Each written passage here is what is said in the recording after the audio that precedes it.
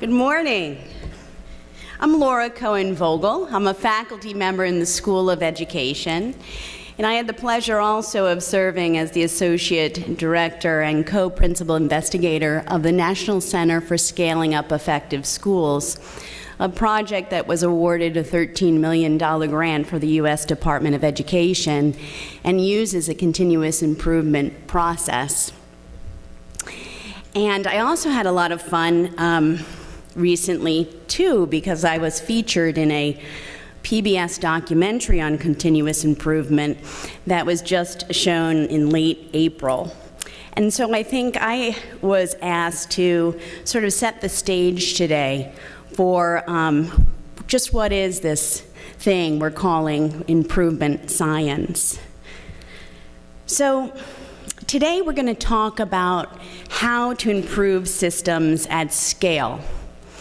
And by improvement in scale, I mean deep, consequential change throughout a system and sustained over time.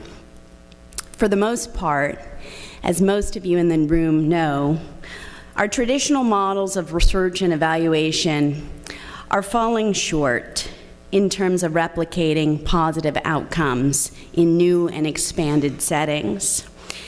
And I think this is because those models largely overlook that program effectiveness depends on interactions between policies, programs, people, and places.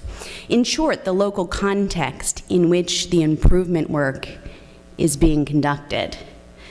This failure underscores, I think, the need for a different relationship between research and practice. As the dean has said, recognizing, I think, that business as usual is not going to achieve improvement at scale, a family of improvement approaches has emerged across disciplines, and they include, as we just heard, continuous improvement, quality management, or total quality management, rather, design-based implementation research, quality improvement, and improvement science. In healthcare, business, social work, education, improvement science and its cousins have developed and refined methods for answering what works, when, where, and for whom.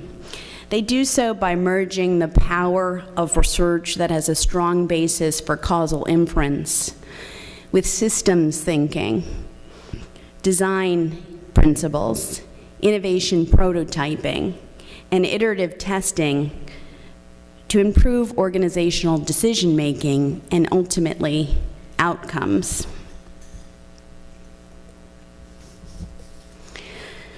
These improvement programs, I think, draw on lessons from 4+ decades of implementation research, particularly the lessons that program success relies heavily on local context, as well as opportunities for collaboration afforded to frontline practitioners as they try out and adapt new practices.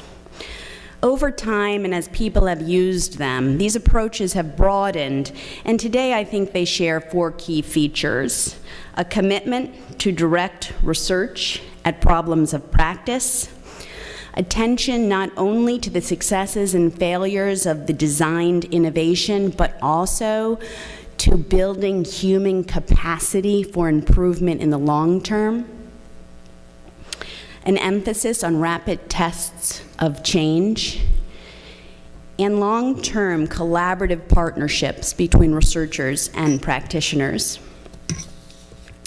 Now, improvement scientists use a variety of tools as well to enact these features and guide the improvement work. They rely, for example, on aim statements and root cause diagrams, plan, do, study, act cycles, and assessments of organizational readiness. So look for these improvement features and these improvement tools over the course of the day today, threaded throughout the presentations.